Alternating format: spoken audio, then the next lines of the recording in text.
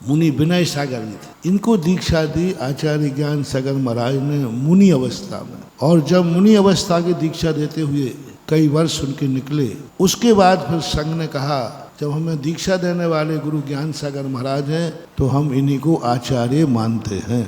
और आचार्य उस समय मुनि अवस्था तक भी अपने आचार्य मुनि विद्यासागर महाराज ज्ञान सागर के आचार्य मानकर आचार्य भक्ति करते रहे। और जब जय बोलते थे मुनि विद्यासागर महाराज तो बोलते थे गुरुवर मुनि ज्ञान सागर महाराज की जय। मुनि के साथ क्या लगाते थे? पहले गुरु शब्द का प्रयोग करते थे। और 1.25 साल तक विद्यासागर महाराज ने अपने गुरु मुनि को गुरु शब्द से संबोधन किया और आचार्य भक्ति की।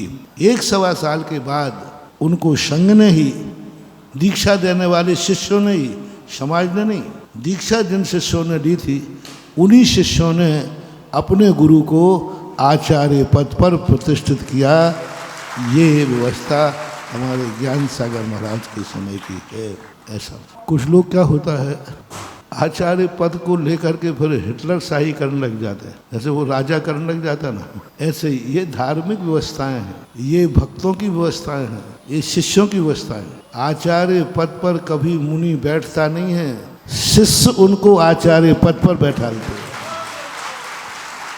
साधु बनना और गुरु बनने में अंतर है।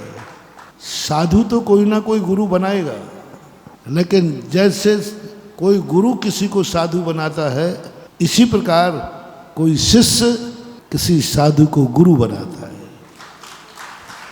साधु बन सकता है गुरु, लेकिन गुरु नहीं बन सकता। एक व्यक्ति साधु बन सकता है, अपनी साधना कर सकता है, लेकिन गुरु तो जब भी बनेगा जब शिष्य चाहेंगे। और शिष्य समुदाय या शिष्य जब कहता है नहीं ये मेरे गुरु हैं, और जब गुरु हैं तो यही मेरे आचार्य हैं। ये व्यवस्थाएं अनादि अनंत काल से चली आई, इसलिए एक नहीं।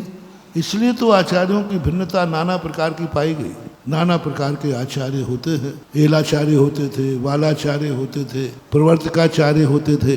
बहुत सारे आचार्यों का वर्णन शास्त्र में मिला है। अब कहीं कहीं स्थिति बन जाती है एक अधिकार की, वो ये कहना चाहिए कि राजतंत्र है।